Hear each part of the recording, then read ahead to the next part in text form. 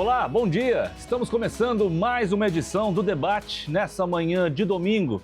E vamos falar de um assunto que vira e mexe, está na boca do povo, que é a saúde pública no estado do Amapá. Os desafios e os caminhos para melhorar o atendimento.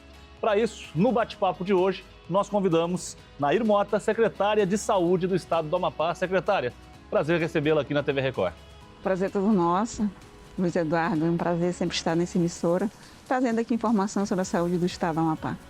Caberá a ela falar sobre os trabalhos desenvolvidos na Secretaria de Saúde. E agora, do outro lado, os médicos, eles que estão na linha de frente, eles que estão junto, claro, ombreados a outros profissionais de saúde. Para isso, o representante deles, recebemos o Dr. Eduardo Monteiro, presidente do Conselho Regional de Medicina do Amapá. Doutor Eduardo, bem-vindo ao nosso programa. Obrigado pela oportunidade aqui de falar a respeito de um tema tão importante, saúde. E você de casa é o nosso convidado. Acredito que cada um de nós, em algum momento da vida, já precisou de um médico, já precisou do serviço público de saúde. Então, é um tema que todos nós temos que aumentar o volume da televisão e se inteirar, pois é isso que o amapaense precisa, saber daquilo que lhe pertence. A saúde pública pertence ao povo do Amapá e você é o nosso convidado. Um intervalo comercial rapidinho e na volta, o nosso debate.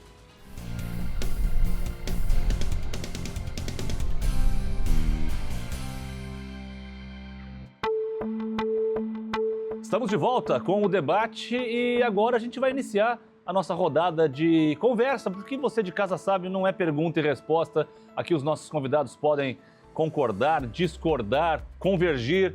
Quanto menos o apresentador falar, melhor. E como a etiqueta manda, doutor Eduardo, com todo o respeito, vou começar pelas damas, direcionando a pergunta. Com certeza. Não é verdade? Nair, secretária de Saúde, eu acho que a pergunta que todo amapaense faz, por que os nossos hospitais são tão cheios de gente? Por que tanta superlotação, se é que a gente pode usar esse termo, nos hospitais públicos do Amapá, secretária? A pergunta é muito pertinente, Luiz Eduardo. É uma realidade, né, doutor Eduardo? O Brasil inteiro é assim.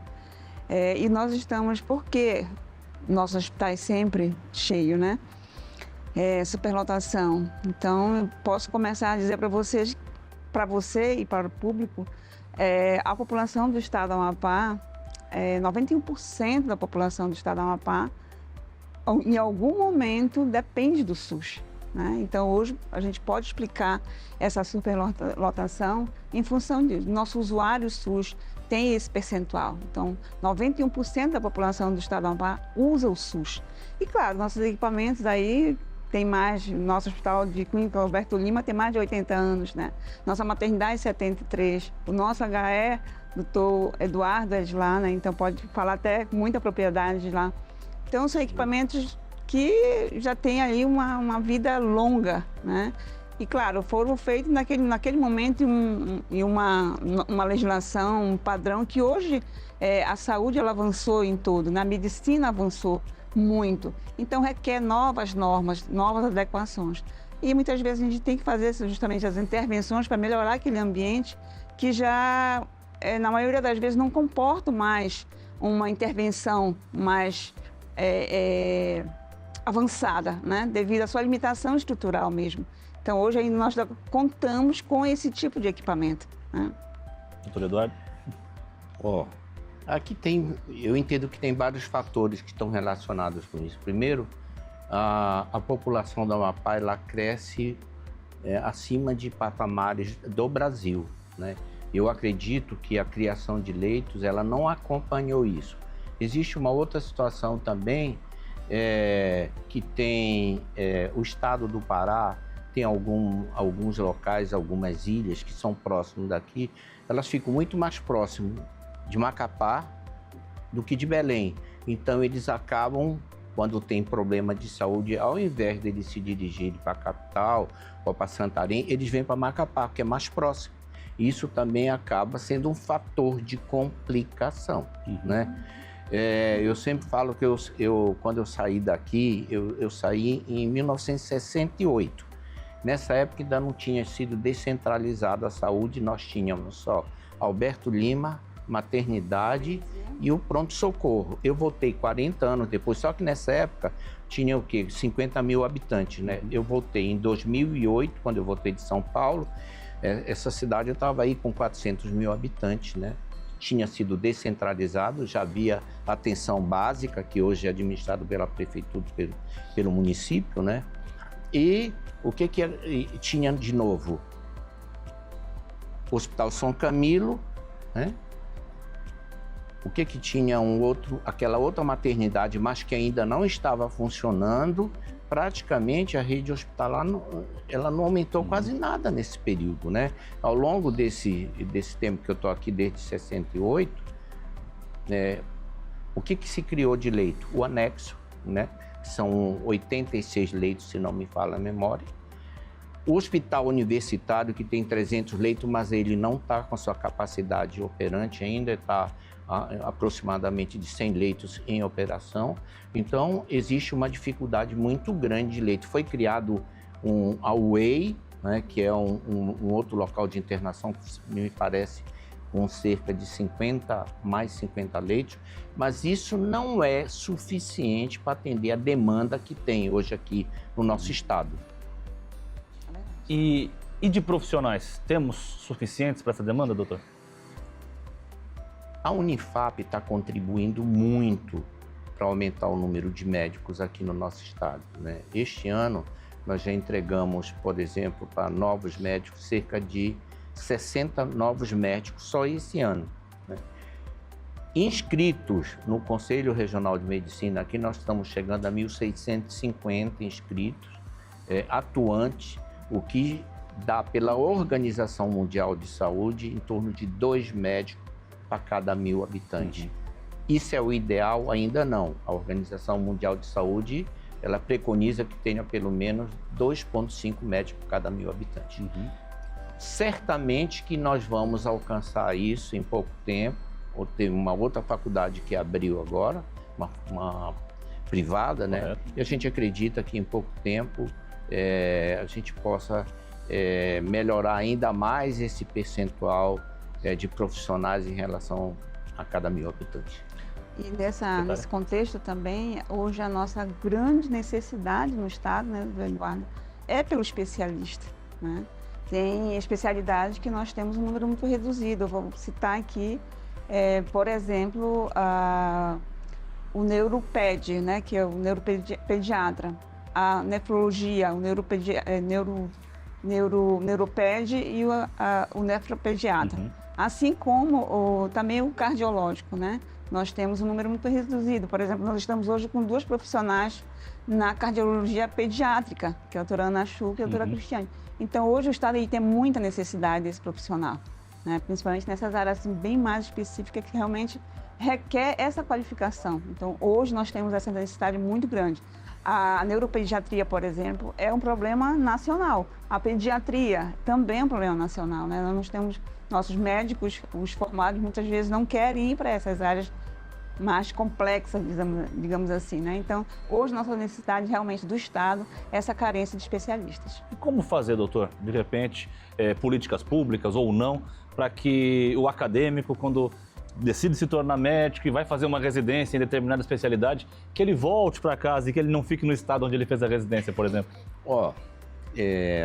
Se nós formos levar em conta o que está acontecendo hoje, o número de faculdades que estão sendo abertas no país, nos últimos, vamos colocar aí, nos últimos 14 anos, se aumentou o número de faculdades em mais de 150 faculdades, né?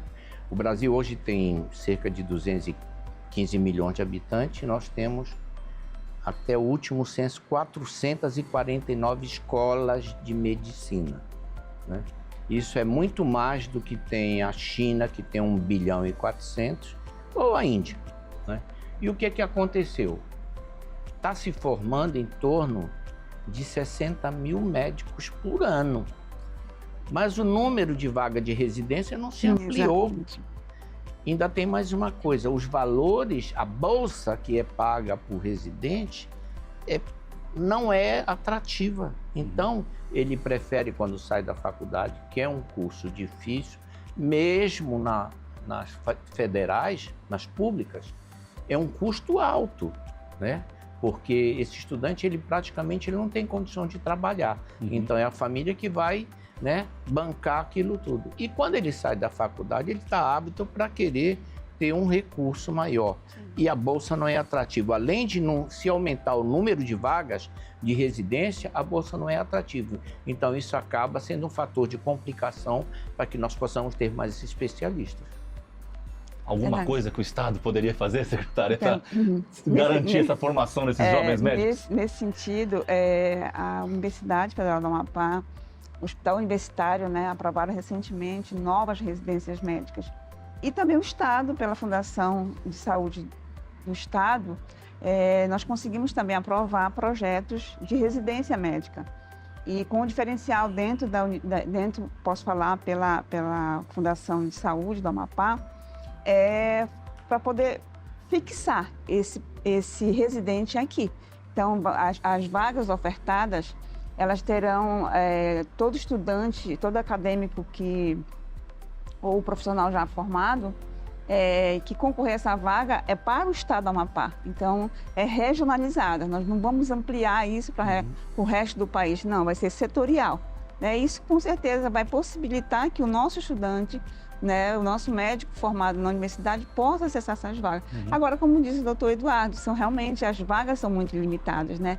Por cada especialidade, salvo engano, nós estamos oferecendo apenas 2 vagas.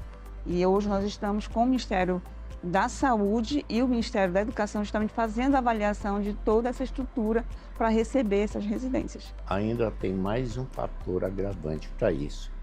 A gente tem uma medicina que é praticada no sul do país e a outra que é praticada aqui. Isso quer dizer o seguinte: as condições de trabalho que são oferecidas lá, com os novos estudos, novos equipamentos, muito deles nós não temos aqui. E isso acaba fazendo com que o profissional que está lá, o profissional bem formado, especialista, que ele não queira vir para cá, porque aqui ele não vai ter condições de atuar com o que tem de novo lá. Por exemplo, eu vou citar só uma situação, e que é antiga, eu vou puxar aqui para o lado da cardiologia, né? Hoje nós temos um tratamento que é feito com catéter, ablação com catéter, que são para ser situações de taquicardia, taquiarritmias, e que são muito frequentes. Hoje já é possível fazer isso via catéter, só que o nosso estado não faz isso. Ainda não existem as condições para que seja feito esse tratamento aqui. E aí o que acontece? O famoso TFD, tratamento fora de domicílio, acaba indo para lá. Isso dificulta, porque retarda, encarece, porque o recurso que é oferecido para isso é pouco. E ele vai ter que se deslocar para um centro que ele vai ter que despender muito mais recurso para se manter, por exemplo, em São Paulo, em outra capital que não seja Macapá. Imagino que o TFD também seja um gargalo muito grande que a Secretaria de Saúde enfrenta, secretária. Sim, nós temos esse programa, né? Um programa a nível nacional. O Estado tem o seu TFD também. E hoje a grande maioria desses pacientes, infelizmente, né, é na parte oncológica. Então, esse paciente ele sai para fora do estado. E aí, como o doutor Eduardo colocou, tem toda uma logística para esse deslocamento, para ele se manter lá. O ideal seria se tratar aqui, né, secretária? Sim, com certeza. O ideal seria perto da família, dos amigos. Família, né? Nós estamos muito próximos disso em relação à radioterapia. A cardiologia ainda é também um recurso que, em muitos casos, o Estado tem que buscar, esse paciente tem que ir para fora do Estado para poder acessar esse atendimento. As cardiopatias congênitas. Exatamente. É difícil de fazer aqui, mas a cardiologia, hoje que funciona lá no Hospital de Emergência, existe um convênio com o SUS, com São Camilo, e a gente consegue fazer muita coisa, né? Hoje nós fazemos cateterismo, fazemos angioplastia, e os casos que não dá para fazer angioplastia, hoje nós temos cirurgia cardíaca aqui, nós temos bons profissionais aqui. Então, na área de cardiologia, principalmente em troca valvares, nas doenças isquêmicas, a gente consegue dar uma vazão muito grande dos pacientes que procuram o hospital de emergência. Bom, já que o senhor falou, doutor, do hospital de emergência, eu queria focar um pouco mais no HE. De um lado, a Secretaria de Saúde, que está construindo um novo prédio que tende a ser, e eu acredito que realmente será um divisor de águas na história da saúde pública amapaense. Mas de outro, temos o senhor que está na linha de frente lá, ainda atuando num hospital velho. Como está o HE hoje, na visão de quem está lá todos os dias, como é o seu caso? Bom, eu estou há 15 anos lá no hospital de emergência. E, assim, justiça se faça, né? Houve uma melhora predial muito importante. Foi a primeira vez que eu vi isso em todo esse tempo que eu estou aí. Houve um avanço muito grande das condições prediais, que eram muito ruins mesmo. Mas houve uma melhora muito grande, houve ampliação de área, né? Foi construída mais 2 UTIs lá. A gente precisa falar quando se fala, né? Mas ainda, o que tem a dificuldade ainda que nós temos lá? É leito, né? Então, por mais que tenham se aberto leito lá no HU, lá no Hospital Amazonas, na UEI, mas hoje devia ter 20 ou 25 pacientes nos corredores do hospital de emergência. Falta de leito, né? Então, eu acredito que o hospital que está sendo feito, me parece que são 206 leitos que vão ser, né, esse novo hospital, com mais os 200 leitos lá do HU, que a gente espera que seja o mais rápido possível que eles entrem em operação. Eu acredito que nós vamos resolver esse grande problema que é a falta de leitos aqui no nosso estado. Importante, doutor Eduardo, tocar nesse ponto. Nós temos o hospital universitário, né? Que não é porta aberta, é importante deixar esse hospital exatamente. público, né? Então, quando nós temos um paciente com o perfil de HU, né, daquela especialidade que ele precisa, ele é referenciado para lá.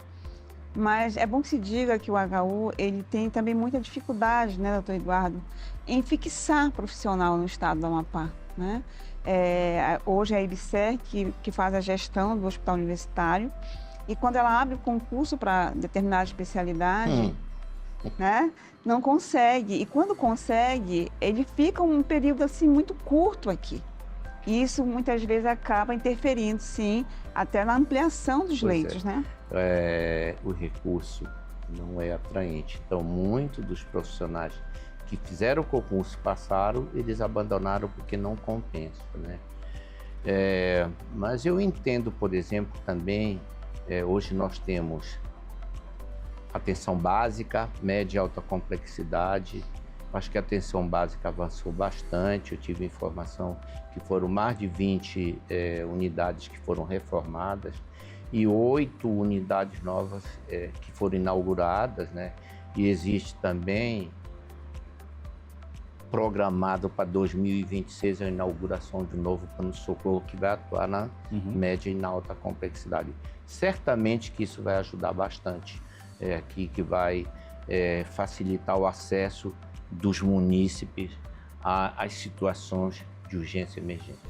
Eu acho que 10 em cada 10 pessoas que nos assistem nesse momento gostariam de saber como é que está a obra do novo HE, quando vai ser entregue, quando é que a gente vai ter essa virada de página no pronto atendimento do nosso estado.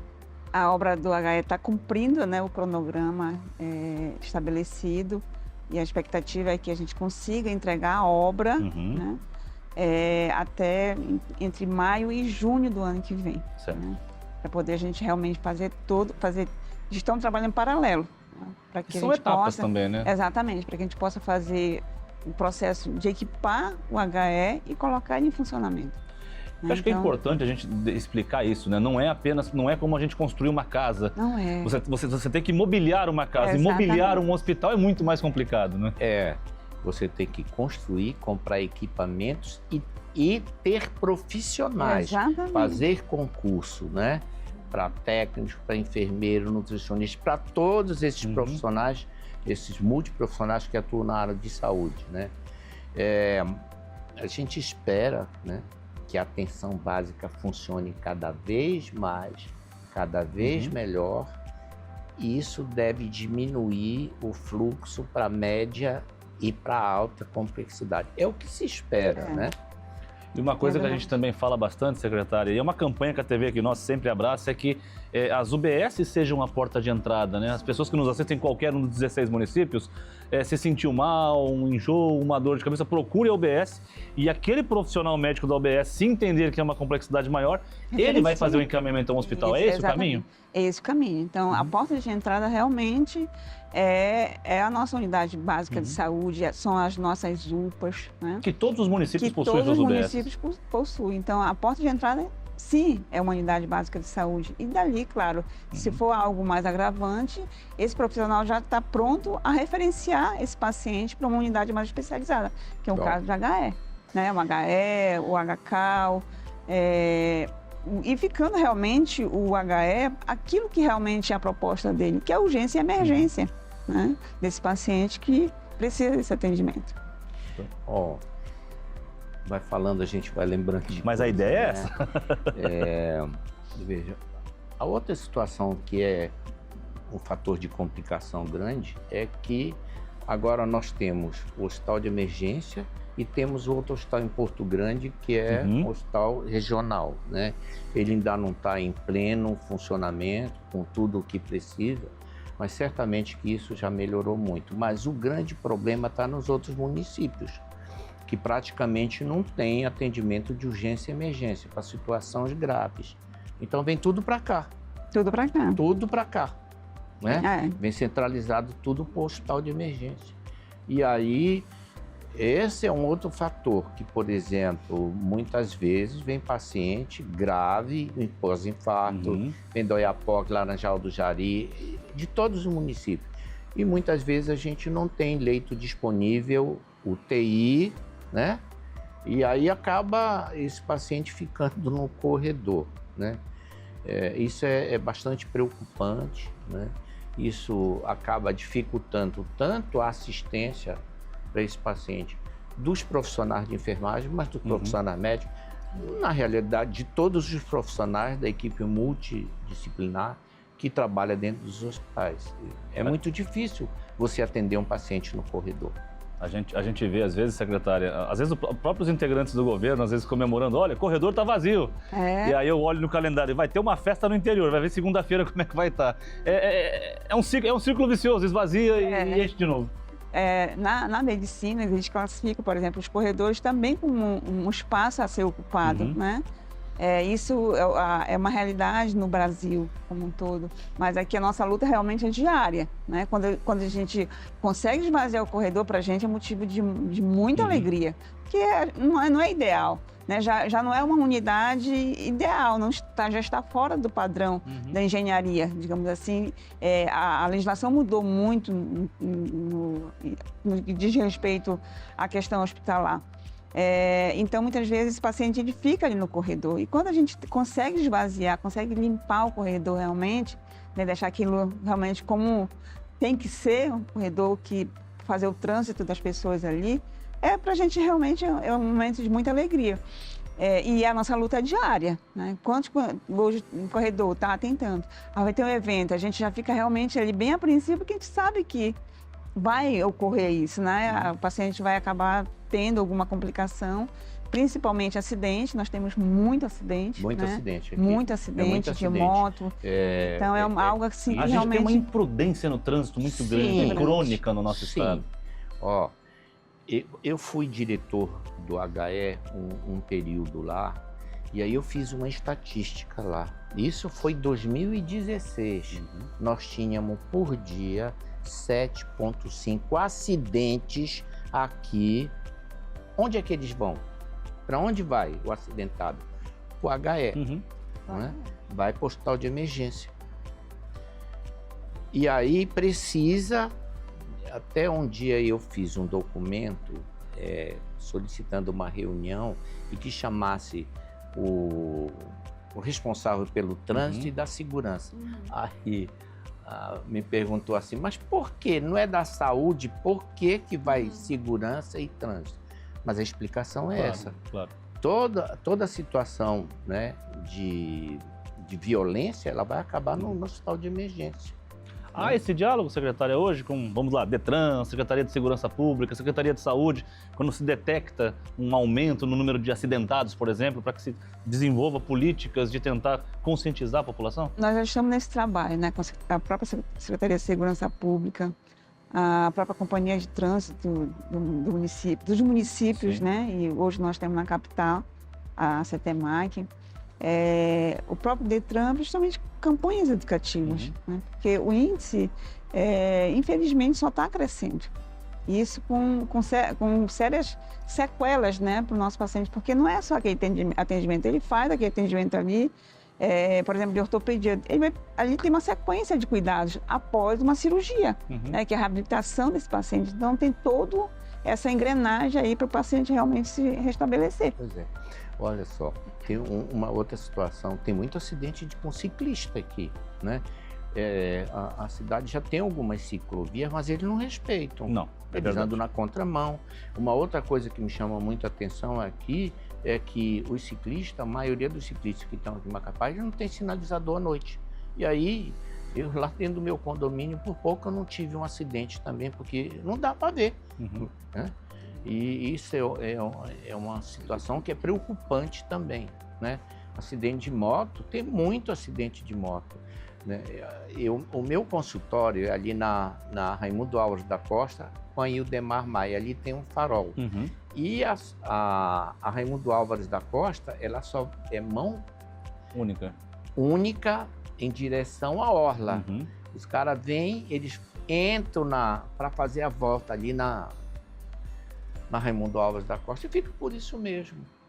Eu imagino que o senhor deve olhar e falar, daqui a pouco no meu plantão eu já vou ver o que aconteceu com essa manobra. Então, assim, precisa ter uma fiscalização de trânsito muito grande, porque tem muito acidente aqui, muito acidente que tem aqui em Macapá, e a gente não vê, tem vários semáforos, não tem radar, mas é extremamente complicado.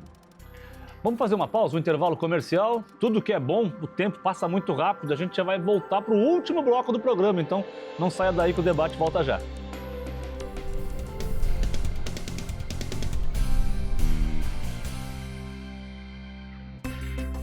Estamos de volta com o último bloco do debate dessa semana, falando sobre saúde pública. E como no primeiro bloco eu abri aqui conversando com a secretária, eu vou começar agora esse bloco com o doutor Eduardo Monteiro, presidente do CRM. Doutor, fala um pouco de saúde mental, como que ela pode ser tratada de forma mais estruturada dentro da rede pública? A gente fechou agora há pouco o mês de setembro, o mês que se discutiu bastante isso, agora é o mês de outubro, que vai se falar da saúde feminina. Como é que o senhor vê? Vamos englobar a saúde mental, a saúde num todo nos dias de hoje. Nossos profissionais estão bem, as campanhas educativas estão boas. Como é que o senhor avalia? Uma das dificuldades que nós temos aqui é com especialista, né? A maioria dos colegas que atuam na saúde mental, eles não são especialistas. Até essa semana, um colega me ligou e disse, olha, colocaram lá na porta do Superfácil o nome dos médicos dizendo, não especialistas. O que eu posso fazer? Eu disse, nada, eles só estão informando a população. Isso está lá no nosso Código de Ética Médica. Se eu não sou especialista, eu não posso me intitular, né? Para eu ser especialista, eu tenho que fazer residência médica, 2 anos, mínimo, tem algumas especialidades que são mais, ou fazer a prova de título da especialidade. E aí eu vou ter o meu registro de qualificação especial, que chama RQE. Mas nós tínhamos uma dificuldade grande lá no hospital de emergência, isso foi resolvido, nós temos profissionais que atuam lá para as situações de urgência e emergência, né? E temos também os CAPs, né? Que fazem o atendimento também desses profissionais.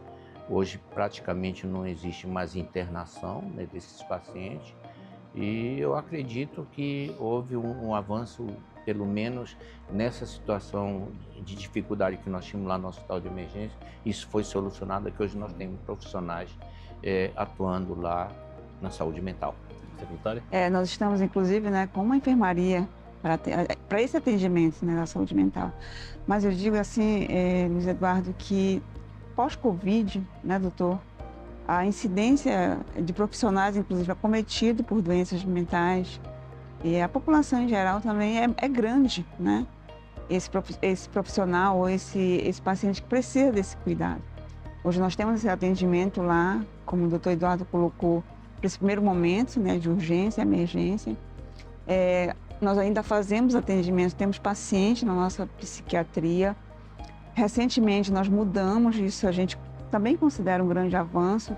Nós tínhamos ali o CAPS-AD numa esquina ali da, salvo engano, é o Hamilton Silva com Cora de Carvalho. Cora de Carvalho. Lá funcionava o nosso CAPS-AD, que é o nosso atendimento para usuários, né, de álcool e drogas e outras drogas. E nós mudamos para um ambiente bem mais acolhedor, né? E lá, a partir agora de outubro, nós vamos passar a funcionar 24 horas.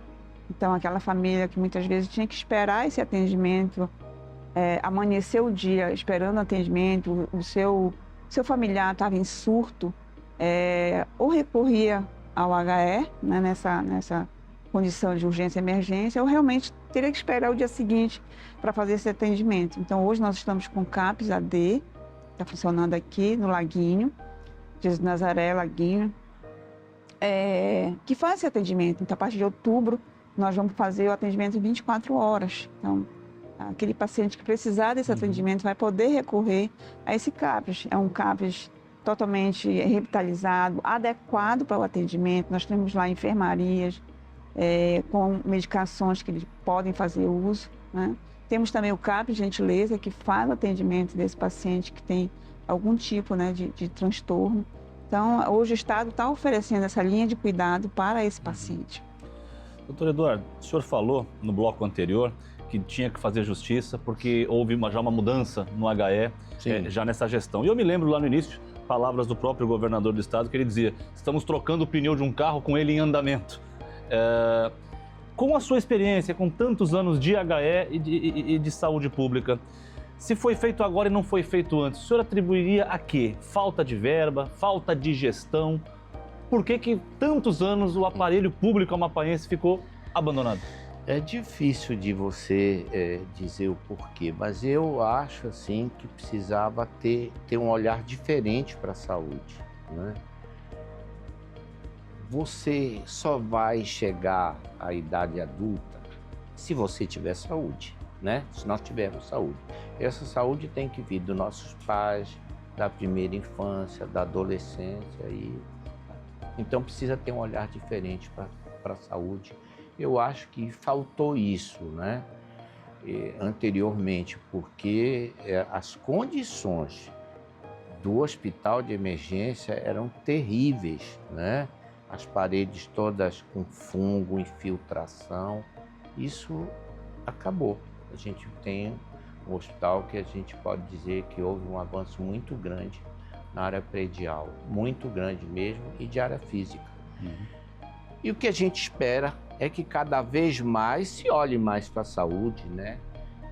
Que a gente possa, em 2026, ter um novo HE, um novo pronto-socorro municipal, que o hospital universitário possa, né, operar os outros 200 leitos que estão lá. Certamente que nós vamos conseguir mudar essa realidade, que é a falta de leitos aqui. Que se amplie, né, se compre equipamento, que se amplie os serviços para que nós possamos atrair novos profissionais para cá, né?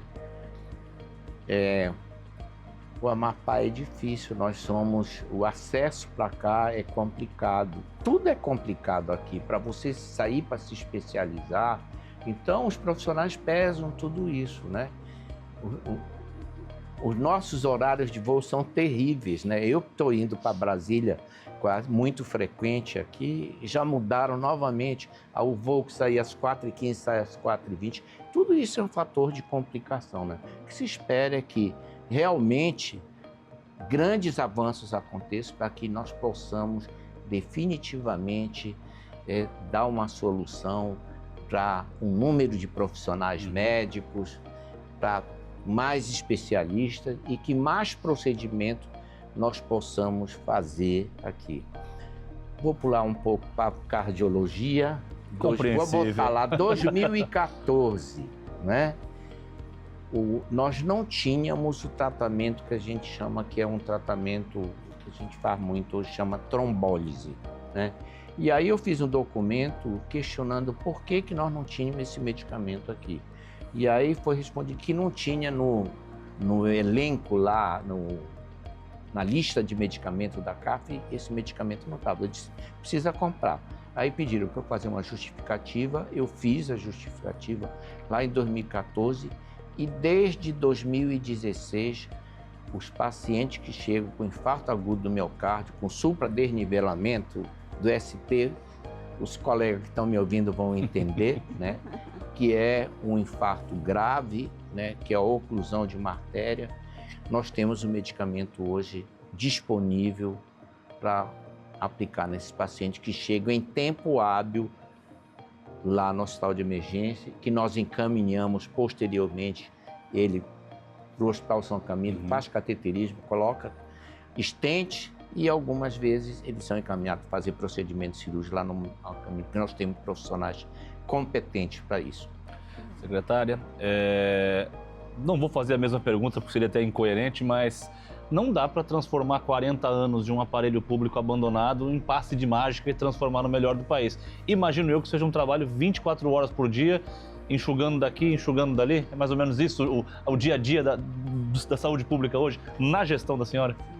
O governador Clécio Luiz, ele já em campanha, né, para o governo do estado do Amapá e tomou essa decisão de adotar a saúde como prioridade do seu governo, né, e essa bandeira. E desde o segundo dia de mandato, ele prontamente amanheceu lá no hospital de emergência, enfrentando toda aquela dificuldade daquele aparelho, né? Os corredores lotados. Se você for fazer esse resgate, realmente você vê cenas ali realmente muito impactantes, né? Tristes. E o governador tomou essa decisão de ter a saúde como prioridade do seu governo. E tem sido assim até hoje e vai continuar sendo feito o que ele se propôs a fazer. Sabemos que realmente a gente faz essa avaliação como era e como está agora. É impossível apagar o passado, né, secretária? Infelizmente a gente não consegue, né, apagar. Então, eu acredito que hoje, estando há 10 meses à frente da Secretaria de Saúde, a gente sabe que não é fácil para um governante tomar essa decisão.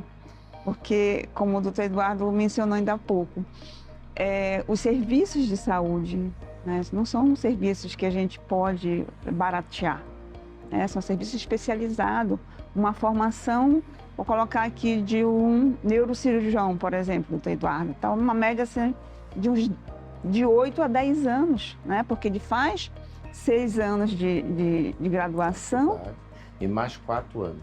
Aí vai se especializar, uma residência de no mínimo ali 4 anos. 2 anos, depois se ele quiser fazer cirurgias sonais, acho que 12 ou 3 anos. Mais uma subespecialidade, né, que é a neurocirurgia. Então leva aí uma média de quase 10 anos para a gente formar esse quadro, né? Então essa é uma das grandes dificuldades até de especialista na nossa área, porque como o Eduardo colocou ainda há pouco, é difícil você fixar esse profissional aqui, porque em outro estado as condições são muito melhores, né? Então o governador Clécio tomou essa decisão de trazer a saúde como bandeira, sabia que não ia ser fácil, como não tem sido, né? A todo momento, a todo dia sofre ataque em relação a isso, mas eu digo assim, sofre porque alguma coisa está dando certo, porque se não estivesse, com certeza não seria esse alvo, e tem investido. É inegável o investimento na saúde e continua investindo. Ainda há pouco, hoje, recebi uma notícia, né, de que o Estado vai receber mais uma policlínica. Então, é mais um equipamento que vai estar à disposição dos pacientes, dos usuários da saúde do Estado do Amapá e também do nosso estado vizinho, que é o Pará, porque nós recebemos muito a demanda de lá. Então, isso são investimentos na área da saúde que, claro, para você manter nem sempre é fácil. Os recursos são limitados e as necessidades, a gente cada vez mais avança e tem essa necessidade, né? Então, o governador Clécio tomou essa decisão de investir na saúde e tem feito. É fácil? Não, não é. É caro? Com certeza. Tem um custo muito alto a saúde. Mas ele não vai desistir desse propósito, né, de apostar, sim, na saúde, porque eles sabem que sem saúde realmente a gente não é nada. O doutor Eduardo colocou muito bem isso. Para a gente chegar à fase adulta, a gente precisa ter todo, né, esse cuidado que vai nos garantir, digamos, uma velhice mais, com maior qualidade, né? Falando em custo, os repasses que vêm do SUS são suficientes para arcar com a saúde pública do Amapá? Não são suficientes. A saúde brasileira ela é subfinanciada, né? Hoje o nosso custo, digamos assim, do SUS, nós recebemos 30%, deveria ser o inverso. Deveria ser financiado a 70% do SUS, deveria ser financiado pelo governo federal, e não é.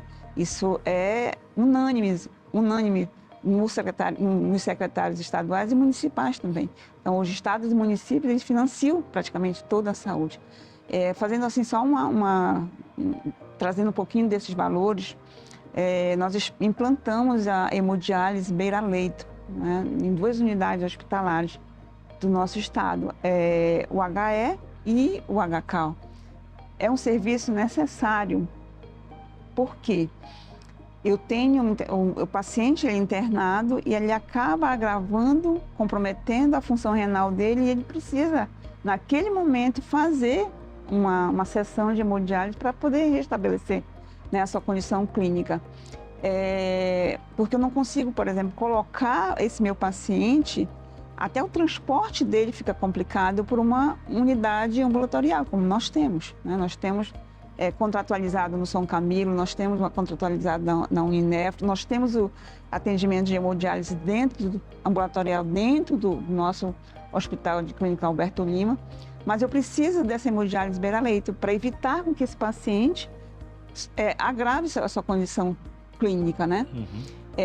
E o SUS, por exemplo, me repassa para o governo do estado, por cada sessão de hemodiálise beira-leito, R$300. E meu custo, uma sessão dessa, é R$6.000. Quem financia isso? Né? Claro, aí tá. É o Tesouro Estadual, é o Caixa Estadual que financia esse resto.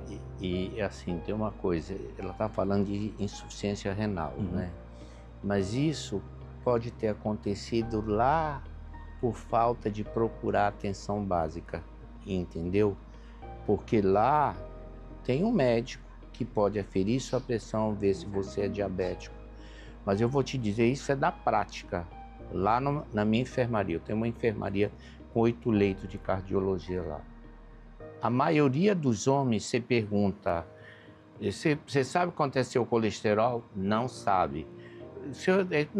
Não tenho pressão alta. Tinha pressão alta e não sabia. Eles não vão, né? Eles não vão fazer uma consulta para saber, minha pressão tá bom, meu colesterol tá alto, eu sou diabético ou sou pré-diabético. Eles não vão. Por isso que tem mais viúva do que viúvo. Tem 9 viúvas para 1 viúvo. As mulheres se cuidam mais que nós. Sim, elas vão ao médico. Exatamente. Os homens não vão ao médico. Eles não vão, eles não procuram. Isso é confirmado. Bom, aproveitando que então, o doutor Eduardo tocou nessa questão da prevenção, não está na pauta, mas eu acho que o que cabe. Outubro Rosa chegou, secretária, mês de prevenção ao câncer de mama e colo de útero. As mulheres do Amapá têm que aproveitar esse mês, porque vai ter muita conscientização e, literalmente, tem que se tocar durante o banho, durante o momento ali de intimidade, para poder saber se está tudo bem, não é? Exatamente. Ontem nós fizemos a abertura, né, do Outubro Rosa. O nosso Hospital de Clínicas Alberto Lima está oferecendo esse serviço. Nós temos atendimento anual, todo ano no nosso Hospital de Clínicas Alberto Lima e outras unidades também credenciadas.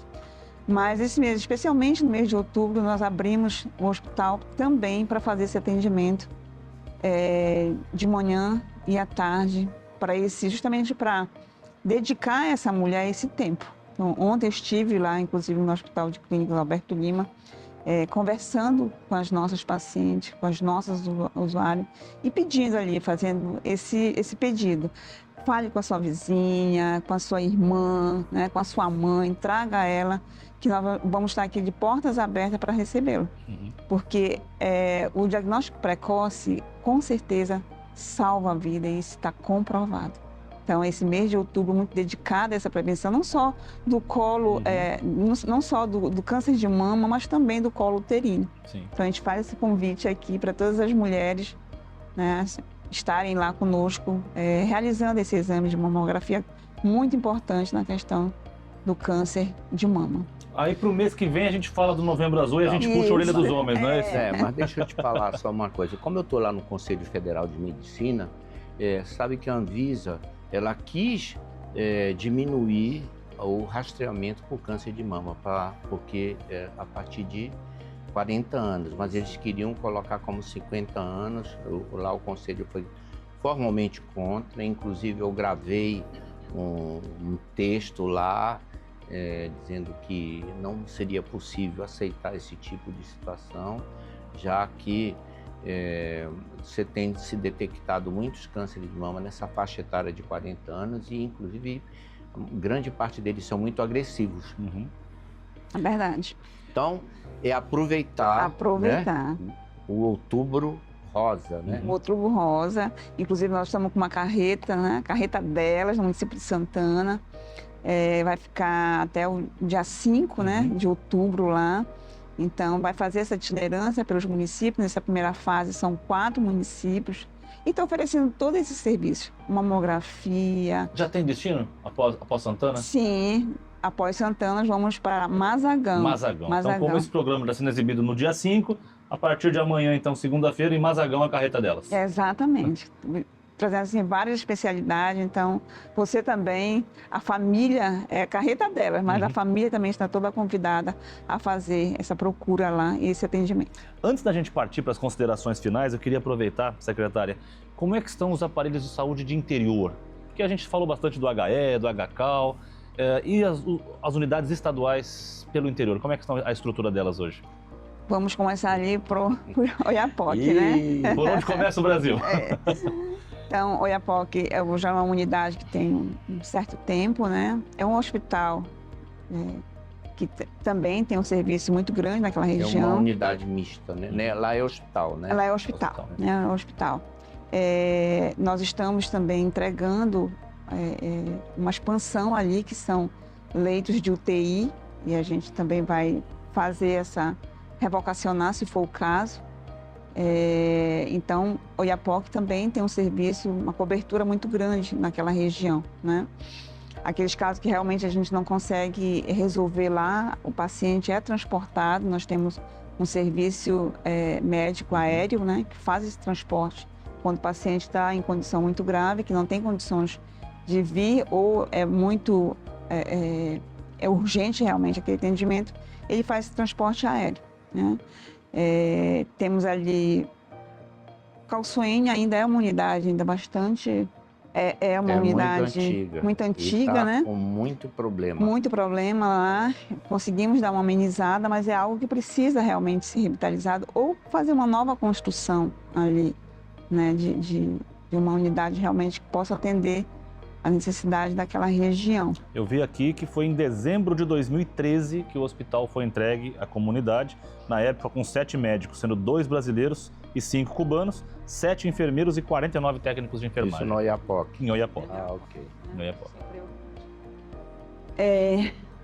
Calçoene, né, como já falamos, a gente vem para o Amapá, nós temos lá também atendimento do Estado. Em breve vamos entregar uma nova unidade, que a gente está classificando como um hospital de pequeno porte, que vai atender também aquela região. Então, a gente está caminhando, né? O interior do estado também está assistido por essas unidades. Temos Porto Grande, que é uma grande referência também para a gente. É um hospital da primeira etapa, já atende atende toda aquela região ali, né? Tartarugalzinho, quando precisa. Até Tartarugalzinho, Paracuba, temos ali aquela região dos lagos, né? E é um hospital que também tem expansão. Então, também, em breve, o governo do estado vai estar entregando esse hospital. E aí sim a gente pode dizer que é um hospital de referência, né? Porque hoje ele funciona ali, nós estamos funcionando com 18 leitos. Mas com a ampliação, nós vamos saltar, né? De 18 para 151 novos leitos. Então, realmente um hospital que oferece várias especialidades. E, claro, aí a gente vem para Laranjal do Jari, né? Laranjal do Jari, nós temos 2 unidades do estado lá, também unidades muito solicitadas, né? Muito boas, apesar de já estarem com um tempinho aí de uso. Mas nós temos a UPA e o Hospital de Laranjal do Jari. Então, tem 2 unidades do estado ali. Aí a gente vem caminhando, né? Mas Essa capaz... é a grande dificuldade que tem aqui, são os municípios. Primeiro, pela dificuldade para fixar médico. Eu fiz uma viagem para lá, eu fui em 5 desses municípios e assim, tem um médico a cada 10 dias e uma ambulância. E aí cria-se um problema, chegou uma emergência que ele não pode resolver lá. Ele manda na ambulância, fica sem ambulância. Fica sem ambulância. Né? E quando chega aqui, o médico diz, mas esse é um caso grave, como é que ele veio sem médico de lá? Né? Aí me pergunto, o que eu faço? Eu disse, é menos problema se você ficar na unidade, porque se você sair de lá, a população vai ficar desassistida. Né? Correto. Esse é um fator de complicação muito grande, assim, isso eu vi em Tartarugalzinho, Porto Grande, Calçoene, Amapá. Bom, a gente vê que hoje os municípios, às vezes, sequer têm condições de se manter sem verbas parlamentares, né? Então... Aquele que tem um Tucunaré é Pracuba. Pracuba. É Pracuba, né? Pracuba. Que eu fui lá nesse todo. Todos só tinham médico. Dizem que é o melhor tucunaré do estado é de lá. A cada 10 dias, entende? É uma situação bastante complicada isso. Doutor Eduardo Monteiro, queria agradecer a sua presença e pedir suas considerações finais, porque a gente está chegando ao fim do nosso programa. Muito obrigado pelo convite. Foi um prazer estar aqui conversando com você, conversando com a secretária aí. Ninguém está aqui para fazer crítica a ninguém, mas para mostrar a realidade da nossa saúde, que está melhorando, mas precisa melhorar muito mais ainda. Até a próxima, venha mais vezes conosco. Muito obrigado. Secretária, muito obrigado pela sua presença. Também as suas considerações finais para a população e já fica o convite para voltar mais vezes para a gente falar sobre a saúde pública do nosso estado. Muito obrigado, Luiz Eduardo, muito obrigado, doutor Eduardo. Com certeza foi uma tarde muito prazerosa estar aqui, levando informação para a população, né? Dizer que sempre nós estamos à disposição para prestar todos os esclarecimentos que forem necessários, principalmente para os meios de comunicação, que é o canal, né, que a população tem essas informações. Dizer, claro, sabemos que avançamos muito na saúde, mas já temos muito a avançar. E todos nós sabemos das dificuldades que é enfrentar os problemas de saúde, mas nós estamos dispostos a isso. O governador Clécio, mais uma vez, é uma pessoa que não mede esforço para que realmente a nossa população tenha uma saúde de qualidade. Eu quero agradecer esse espaço mais uma vez. Estamos à disposição. E a você de casa, eu acho que a gente conseguiu tirar boas coisas desse papo, né? Principalmente, uma dor de cabeça não é no HE, é na UBS. Mas se você teve um acidente, se fraturou, aí sim você vai ao HE e sentiu qualquer mal-estar, por favor, não espere agravar. Procure uma unidade de saúde mais próxima da sua casa. E a gente segue acompanhando a evolução da saúde pública, a luta constante dos profissionais de saúde para trabalhar nas condições que tem, mas sempre lembrando que a gente tem que olhar para o futuro, porque as boas coisas têm que acontecer. Já basta o que nós tivemos de atraso, do governo que destruiu o Amapá no passado. Mas agora a gente tem que focar no presente, no futuro e ter a esperança que um dia nós teremos uma saúde pública de excelência. Por que não? É só acreditar e trabalhar. Um bom domingo para você e uma boa semana.